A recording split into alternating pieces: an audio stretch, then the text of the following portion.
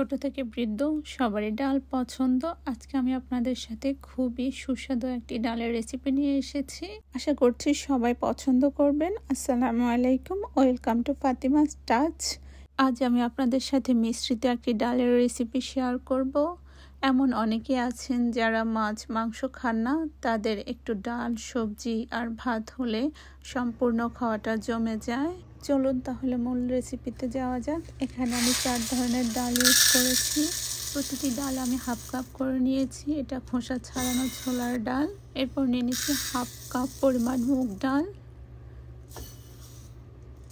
সেই সাথে half cup পরিমাণ হেলেনের ডাল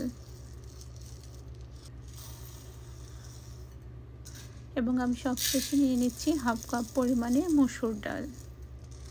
আমি মসুর ডালটাকে আলাদা করে রাখবো, কারণ বাকি ডালগুলো আমি এবার একটি ফ্যান গরম করে তাতে ভাজবো।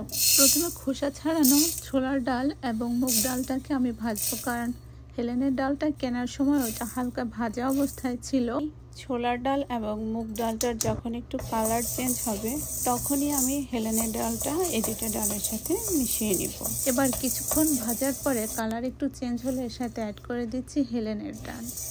এবার এগুলোর কালার হালকা যখন চেঞ্জ হবে এবং এগুলোর ঘ্রাণ যখন বের হবে, তখনই আমি এই ডালগুলোকে চুলা থেকে তুলে সরাসরি পানিতে ভিজিয়ে দিব।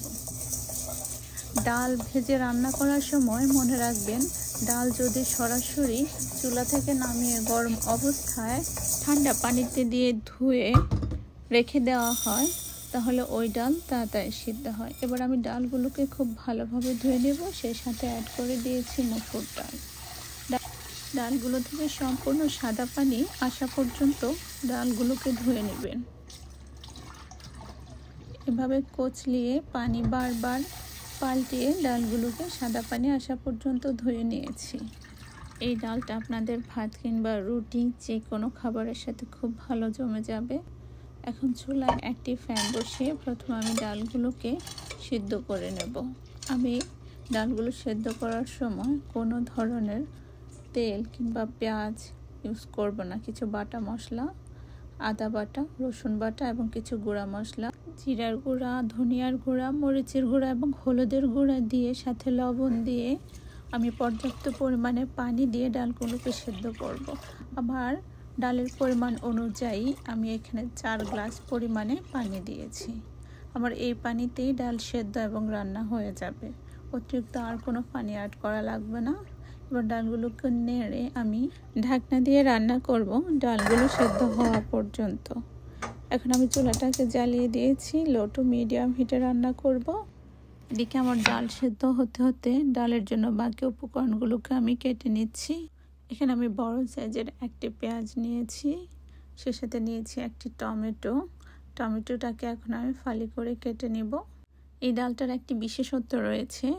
এই ডালটার সবগুলো ডাল সমানভাবে সেদ্ধ হবে না। কিছু ডাল মোটামুটি পুরো সিদ্ধ হবে, কিছু ডাল একটু কম, আবার কিছু ডাল আর একটু কম। এই জন্য এই ডালটা খেতে বেশি ভালো লাগে। কিছু রসুন নিয়ে নিচ্ছি, এগুলোকে আমি খোসা ছাড়িয়ে কেটে নেব, কারণ এই ডালের মূল যে ইনগ্রিডিয়েন্ট সেটা হচ্ছে ভাগার, অর্থাৎ ভাগারটা দিলে এই ডালটার টেস্ট অনেক গুণ বেড়ে যায়। কারণ এই ডালটা আমি কোনো ধরনের তেল ইউজ করছি না। মোটামুটি একটু বেশি পরিমাণে রসুন নিয়েছি আমি। আপনারা অবশ্যই ডালে এই ভাগারটা দিবেন। একটু ঝাল ঝাল হলে এই ডালটা খেতে ভালো লাগে, তাই আপনারা আপনাদের পছন্দ অনুযায়ী মরিচ ইউজ করবেন। আমি একটু বেশি পরিমাণে কাঁচা মরিচ নিয়েছি এবং লাল মরিচও একটু বেশি পরিমাণে দিয়েছি। এদিকে আমার ডালটা সেদ্ধ হয়ে গেছে। দেখুন, মোটামুটি প্রায় 80% মতো আমার ডাল সেদ্ধ হয়ে গেছে। এখানে অবশ্যই দেখে নেবেন ডালটা কতটুকু সেদ্ধ হয়েছে এবং কতটুকু সেদ্ধর দরকার। বাকিটা সেদ্ধ আমি টমেটো পেঁয়াজ দিয়ে নেড়ে ঢাকনা দিয়ে করে নেব, তাহলে আমার ডালটা পুরোপুরি সেদ্ধ হয়ে যাবে এবং এখানে টমেটো এবং পেঁয়াজের যে একটা টেস্ট সেটা ডালের মধ্যে চলে আসবে। দিয়ে দিচ্ছি পরিমাণ মতো লবণ। লবণটাও আপনাদের স্বাদ অনুযায়ী দিবেন। একটু নেড়ে চেড়ে আমি এবার ডালটাকে আবার বাকি 20%-এর জন্য রান্না করব। ঢাকনা দিয়ে দিচ্ছি। টমেটো এবং পেঁয়াজ প্রথমে দিলে সেদ্ধ হয়ে যেত, এর টেস্টটা ভালোভাবে আসতো না। উপকরণগুলো আমার ভাগারের জন্য এখানে আমি গোটা লাল মরিচ, কাঁচা মরিচ, পেঁয়াজ কুচি, রসুন কুচি, জিরা, ধনিয়া এবং সে সাথে নিয়ে নিচ্ছি কিছু কারি পাতা। এগুলো দিয়ে আমি মূলত ভাগারটা দেব। আপনারা চাইলে এর সাথে গুঁড়ো লাল মরিচটাও দিতে পারেন, কিন্তু আমি তা ইউজ করছি না। গুঁড়ো লাল মরিচটা দিলে এর কালারটা আরও বেশি সুন্দর আসবে। আমার এদিকে ডালটা মোটামুটি 100% সেদ্ধ হয়ে গেছে এবং ডালের যে ঘনত্ব অর্থাৎ গ্র্যাভিটা এটাও পারফেক্ট। এর থেকে যদি আর বেশি গ্র্যাভি ঘন হয় তাহলে ডালটা বসে যাবে। দেখেন এই ডালটাও হয়ে গেছে। এখন আমি একটা ডাল ঘুটনি দিয়ে ডালটাকে ভালোভাবে ঘুটে নিব। আপনাদের যখন মনে হবে যে আপনাদের ডালটা পারফেক্ট হয়েছে তখনই আপনারা এই ডাল ঘুটানো বন্ধ করে দিবেন। এতে করে ডালের যে টেক্সচার ওটা অনেক বেশি ভালো আসে এবং ডালটা খেতে খুবই স্মুথি এবং টেস্টি মনে হয়। আমি কিছুক্ষণ ডালটা ঘুটে নিলাম। লুচি, পরোটা, রুটি যে কোনো ধরনের আইটেমের জন্য এই ডালটা পারফেক্ট। ডালের ঘনত্বটা এরকম এসেছে ঘুটে নেওয়ার পরে, এটাই পারফেক্ট। এখন আমি এর সাথে অ্যাড করে দিচ্ছি 2টা এলাচ এবং একটু তেজপাতা। এটা দিয়ে একটু নেড়ে আমি ডালটাকে তুলে রাখবো, কারণ আমি চাই না এতে মাংসের কোনো ধরনের ফ্লেভার আসুক। ডাল যেন ডালের ফ্লেভারই থাকে। এখন আমি ডালটাকে তুলে এবার ভাগাড়ের জন্য সব কিছু প্রস্তুত করছি। চুলায় প্যান বসিয়ে এতে দিয়ে দিচ্ছি কিছু পরিমাণে তেল। প্রথমে পেঁয়াজ দিব। তেল গরম হওয়ার আগে আমি পেঁয়াজ দিয়েছি। যদি গরম হতো তাহলে আমার পেঁয়াজটা পুড়ে যেত। এবার অ্যাড করে দিচ্ছি আমি কুচে রাখা রসুন। পেঁয়াজ এবং রসুনের কালার যখন চেঞ্জ হবে তখনই আপনারা এর সাথে বাকি উপকরণগুলো অ্যাড করবেন, তা না হলে এগুলি পুড়ে যাবে। এখন আমি প্রথমে দিয়ে দিচ্ছি গোটা লাল মরিচ। এটাকে একটু ভাজবো, অর্থাৎ এটার ফ্লেভারটা বের হওয়া পর্যন্ত আমি এটাকে ভেজে নেব এবং কালারও এটার একটু পরিবর্তন হবে।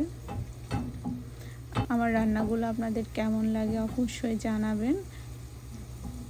এ পর্যায়ে অ্যাড করে দিচ্ছি গোটা জিরা এবং শেষে অ্যাড করে দিব আমি কেটে রাখা কাঁচামরিচ। এখন অ্যাড করে দিচ্ছি কারি পাতা। কারি পাতা দিয়ে এবার আমি উপকরণগুলোকে 1 মিনিটের মতো ভাজবো। এগুলো থেকে একটা সুন্দর ফ্লেভার বের হবে। এবার আমি ভাগার উপকরণগুলোকে তুলে নিচ্ছি এবং ডালের মধ্যে দিয়ে দিচ্ছি।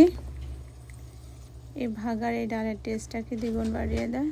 এবার এটি গরম গরম ভাতের সাথে, রুটি, পরোটা, লুচি সাথে অসাধারণ খেতে লাগবে। আপনারা ট্রাই করবেন এবং ট্রাই করে অবশ্যই আমাকে জানাবেন যে কেমন হয়েছে। আশা করি আপনাদের সবার ভালো লাগবে এবং আমার চ্যানেলটাকে লাইক, কমেন্ট, শেয়ার এবং সাবস্ক্রাইব করে দিবেন।